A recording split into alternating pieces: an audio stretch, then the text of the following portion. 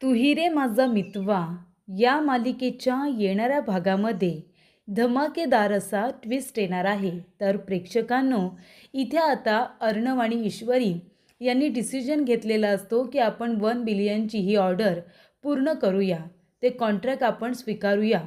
पण त्यासाठी अर्णवने खूप काही गोष्टी पणाला लावलेल्या असतात. आपल्या सगळ्या इन्व्हेस्टमेंट, शेअर्स आणि त्याचबरोबर राहतं घर, या सगळ्या गोष्टी त्याने मॉर्गेज केलेल्या असतात. आणि त्यामुळे इथे आता जेव्हा ऑर्डर कंप्लीट झाल्यानंतर संपूर्ण माल जहाजामधून परदेशात जात असतो, तेव्हाच इथे कन्सायमेंटला आग लागलेली असते आणि होत्याचं नव्हतं झालेलं असतं. संपूर्ण माल हा आता उद्ध्वस्त झालेला असतो, समुद्रामध्ये इकडे तिकडे पसरलेला असतो. एवढं मोठं नुकसान झाल्यानंतर घरातले सगळे लोक अर्णवच्या विरोधात जातात, त्याच्या डिसिजनचा डिसरिस्पेक्ट करतात आणि त्याला वाटेल तसं बोलतात. नको नको ते आरोप झाल्यानंतर अर्णव पूर्णपणे खचून गेलेला असतो. आणि महत्त्वाची गोष्ट म्हणजे इथे आता अर्णवचा सगळ्यात जास्त मान त्या घरामध्ये आकाशने राखलेला असतो. लहान भाऊ म्हणून प्रत्येक वेळेला त्याने अर्णवच्या डिसिजनला रिस्पेक्ट केलेला असतो. पण आता जे काही घडलेलं असतं त्यानंतर आकाशने अर्णवचा अपमान केलेला असतो आणि ही गोष्ट अर्णवला अजिबातच सहन होत नाही आणि तो खचून गेलेला असतो. पण इथे ईश्वरीला ही गोष्ट अजिबात आवडत नाही. म्हणजे अर्णववरती आवाज चढून बोलणाऱ्या इथे आता आकाशचा ईश्वरीला राग येतो आणि ईश्वरी आकाशच्या थोबाडीत देते. तर प्रेक्षकांनो, येणाऱ्या भागामध्ये अर्णववरती आरोप करणाऱ्या आकाशच्या ईश्वरीने थोबाडीत लगावलेली असते, तर वल्लरीवरती तिने चांगलेच आता खडे बोल सुनावलेले असतात. तिने वल्लरीच्या मुसक्या आवडलेल्या असतात, कारण तिने तर सगळ्यांसमोर अर्णवचा खूप जास्त अपमान हा केलेला असतो. तर प्रेक्षकांनो, येणाऱ्या भागामध्ये कशा पद्धतीने या गोष्टी पुढे घडत जातात आपण सविस्तरपणे बघूया. तर प्रेक्षकांनो, इथे आता अर्णव आणि ईश्वरी हे दोघे जण आपला खास वेळ एकमेकांबरोबर घालवणार असतात. कारण एवढा मोठा दिवस असतो, अर्णवची एवढी मोठी ऑर्डर ही कमी वेळेत पूर्ण झालेली असते. 1 बिलियनचं कॉन्ट्रॅक्ट जर आपल्याला मिळालं तर आपलं सात्विक फॅशन खूप मोठं होईल, साता समुद्रा पार जाईल, इंटरनॅशनल लेवलला सात्विक फॅशनचं नाव होईल. या गोष्टींमुळे अर्णवने हे कॉन्ट्रॅक्ट स्वीकारलेलं असतं आणि त्याने संपूर्ण जबाबदारी ही स्वतःवरती घेतलेली असते. तो म्हणतो की तुम्ही लोक मला नकार देताय, पण मी माझ्या जबाबदारीवरती मी हे कॉन्ट्रॅक्ट स्वीकारणार आहे. त्याला जी काही आता मेहनत लागेल ती मी करेन, जो काही खर्च होईल तो मी स्वतःचा करेन, असं अर्णवने सांगितलेलं असतं. आणि त्यामुळे प्रेक्षकांनो, बोर्ड ऑफ डिरेक्टर असू दे, वल्लरी, आकाश, त्याचबरोबर अंजली आणि आजीसुद्धा, या सगळ्यांनी सांगितलेलं असतं अर्णवला की एवढी मोठी ऑर्डर तू स्वीकारू नको, याच्यामध्ये खूप मोठी जोखीम आहे. म्हणजे जरी ऑर्डर पूर्ण झाली आणि ती सुखरूपरित्या जर त्या लोकांपर्यंत नाही पोचली किंवा पोचली आणि त्या लोकांनी रिजेक्ट केली काही कारणांनी, तर नुकसान आपलं आहे. पण अर्णव म्हणत असतो की रिस्क घेतल्याशिवाय आपल्याला फायदा तोटा कळेल का? प्रत्येक गोष्टीमध्ये, बिझनेसमध्ये रिस्क घेतल्याशिवाय किक मिळेल का? असं अर्णव त्या लोकांना सांगून कन्व्हिन्स करतो. सगळ्या गोष्टी जुळून येतात, पण शेवटीला जी गोष्ट व्हायला नको होती तीच झालेली असते. म्हणजे अर्णवचा कॉन्फिडन्स हा तेव्हा काही लोकांना ओव्हर कॉन्फिडन्स वाटत होता, पण तरीसुद्धा त्याला स्वतःवरती आणि त्याच्या कष्टांवरती, त्याच्या मेहनतीवरती विश्वास होता की सगळ्या गोष्टी व्यवस्थित होतील म्हणून. पण प्रेक्षकांनो, शेवटीला इथे अर्णवचा संपूर्ण कॉन्फिडन्स लो झालेला असतो. कारण का? इथे आता कन्सायमेंट पूर्णपणे उद्ध्वस्त झालेली असते. ज्या जहाजमधून संपूर्ण माल परदेशात चाललेला असतो, त्या कन्सायमेंटलाच आग लागलेली असते. मग आता पुढे काय करणार? अर्णव इथे आपल्या बायकोबरोबर, ईश्वरीबरोबर आनंदाचे क्षण इथे घालवत असतो.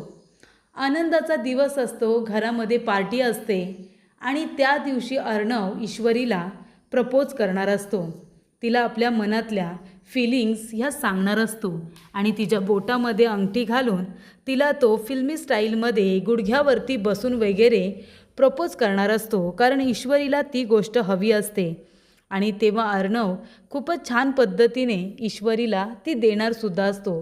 पण शेवटीला ही गोष्ट आता अर्णवला कळल्यानंतर हातातली डायमंड रिंग ही खाली पडते आणि तेव्हा अर्णव धावत पळत जाऊन न्यूज बघत असतो. ही गोष्ट आता अर्णवला समजलेली असते, तशीच ती आकाशला देखील समजलेली असते. आकाशला सुद्धा खूप मोठा धक्का बसतो. त्याच्यासुद्धा पायाखालची जमीन सरकल्यासारखी वाटते. त्यालासुद्धा वाईट वाटतं आणि तेव्हा अर्णव येतो आणि म्हणतो, लवकर टी व्ही लाव, न्यूज लाव.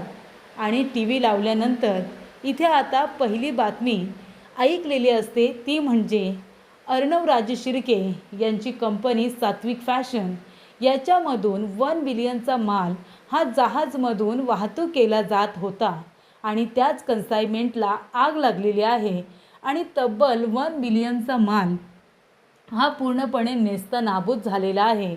आग कशीच लागली, स्फोट कसा झाला याचं अद्याप कारण कळलेलं नाही आहे. पण शेवटीला इथे आता माल आणि त्याचबरोबर त्यांचं कॉन्ट्रॅक्ट हे पूर्णपणे उद्ध्वस्त झालेलं आहे.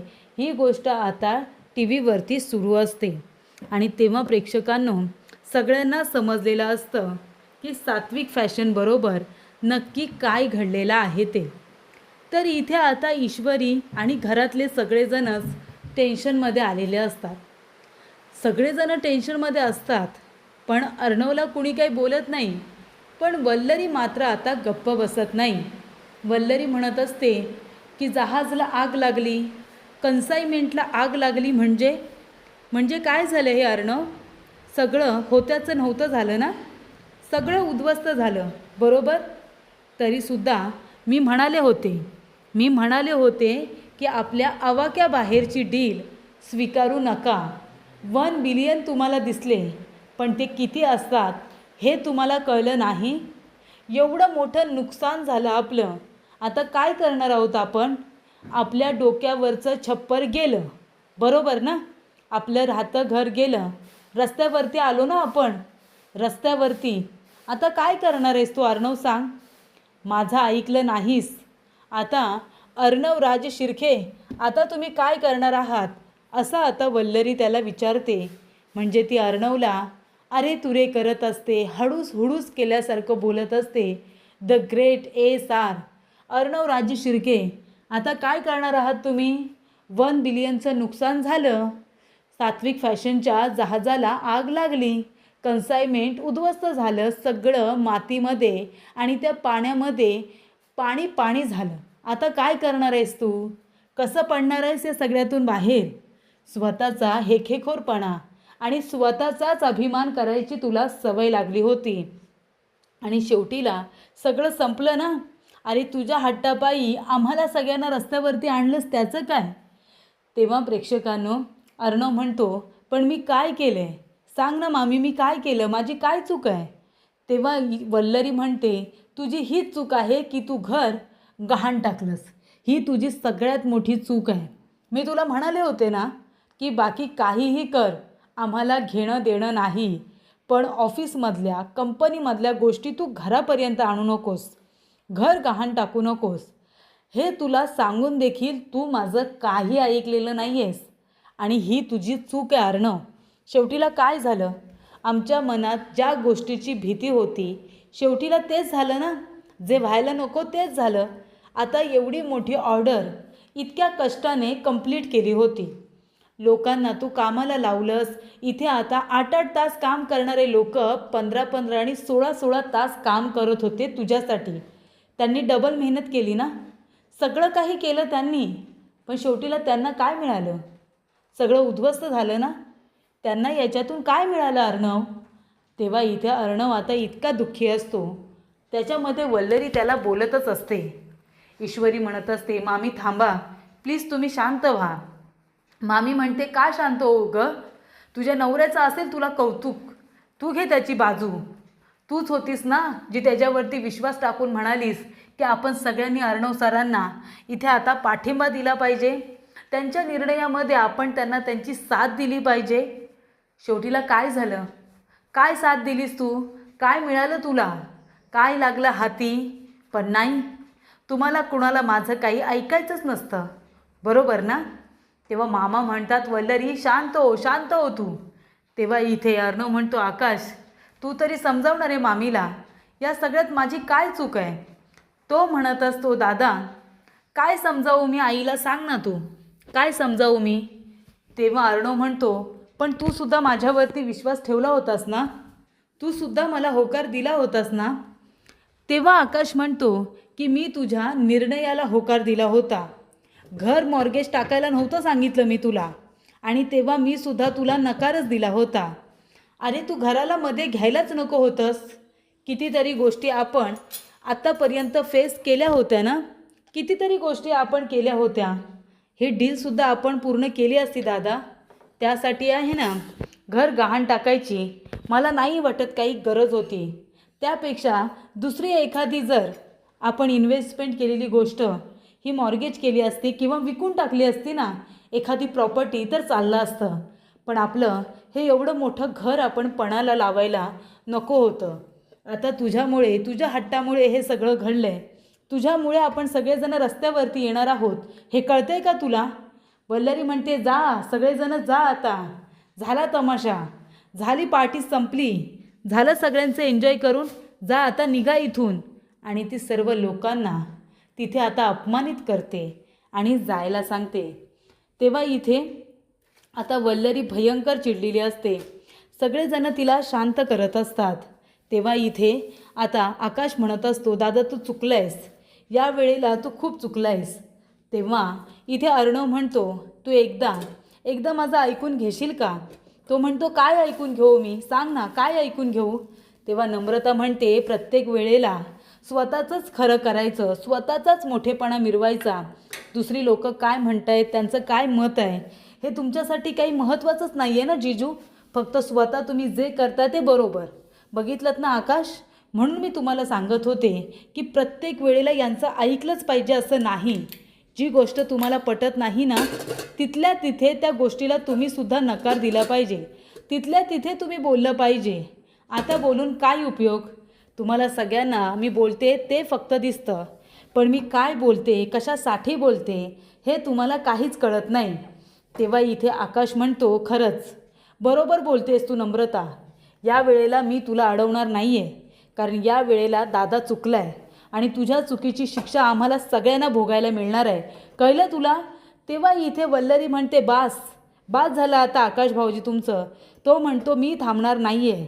अर्णव राजे शिर्के चुकला आहेस तू. तेव्हा ईश्वरी छानकण त्याच्या थोबाडी देत आणि म्हणते, काय झालं आहे तुम्हाला, का तुम्ही सगळेजण अर्णव सरांना बोलताय, काय चुकीचं केलं आहे त्यांनी. अरे जहाजाला आग लागली त्याच्यामध्ये त्यांचा काही दोष. आणि जर जहाजाला आग लागली नसती, जर आपली ऑर्डर तिथे एकदम व्यवस्थितरित्या पोचली असती आणि आपल्याला 1 बिलियनचा फायदा झाला असता, तर तुम्ही सगळेजणांनी अर्णव सरांना असा दोष दिला असता की त्यांचं कौतुक केलं असतं. तेव्हासुद्धा म्हणाला असतात का की बाबा रे तुझ्या हट्टामुळे हे सगळं झालं, दोष दिला असतात त्यांना. तेव्हा त्याचा फायदा सगळ्यांनीच उपभोगला असता ना, की एकटा फक्त अर्णव सरांनी त्याचा फायदा उपभोगला असता. सांगा बरं जरा. सगळेजण फक्त आता त्यांना दोष देत आहे, त्यांची अवस्था कुणाला समजूनच घ्यायची नाही आहे. वल्लरी म्हणते, तुला काय कळतंय ग, तुला काय कळतंय. हे एवढं मोठं घर जर डोक्यावरचं छप्पर गेलं तर कुठे भीक मागायची आम्ही, कुठे फिरायचं सांग ना. वल्लरी म्हणते, मामी तुम्ही गप्प बसा, तुम्ही का असा विचार करताय. अर्णव सरांनी आत्तापर्यंत एवढी मेहनत घेतली, एवढं सगळं कमावून ठेवले, ते एका कॉन्ट्रॅक्टमध्ये निघून गेलं का. अर्णव सरांनी या गोष्टीचा विचार केला नसेल की जर पुढे जाऊन काही नुकसान झालं तर मला काय करायचं आहे, याचा विचार अर्णव सरांनी केला नसेल. खरंच तुम्हाला असं वाटतं का. तेव्हा इथे ईश्वरी म्हणते, प्लीज तुम्ही सगळेजण आहे ना जरा शांत बसा. अर्णव सरांनी एवढा मोठा डिसिजन घेतला म्हणजे त्यांनी फायदा तोटा सगळ्याचा विचार नक्कीच केला असेल. तेव्हा तुम्हाला सगळ्यांना आहे ना इतकं टेन्शन घ्यायची आणि पॅनिक व्हायची गरज नाही आहे, कळलं तुम्हाला. आणि मामी तुम्ही जरा शांतच राहा. प्रत्येक ठिकाणी तुम्ही आरडाओरडा करणं आणि इथे तमाशा करणं गरजेचं नाही आहे. कधीकधी शांत बसलं ना तर गोष्टी छान पद्धतीने सुरळीत पार पडतात. त्याच्यामुळे तुम्ही जरा इथे आता स्वतः पण शांत व्हा आणि दुसऱ्याला पण पॅनिक करू नका. त्यामुळे घरामध्ये शांतता राहील. अर्णव सर आहेत ना, सगळं नीट करतील. तुमच्या डोक्यावरचं छप्पर जाणार नाही. मी तुम्हाला शब्द देते, असं आता ईश्वरी वल्लरीला म्हणते.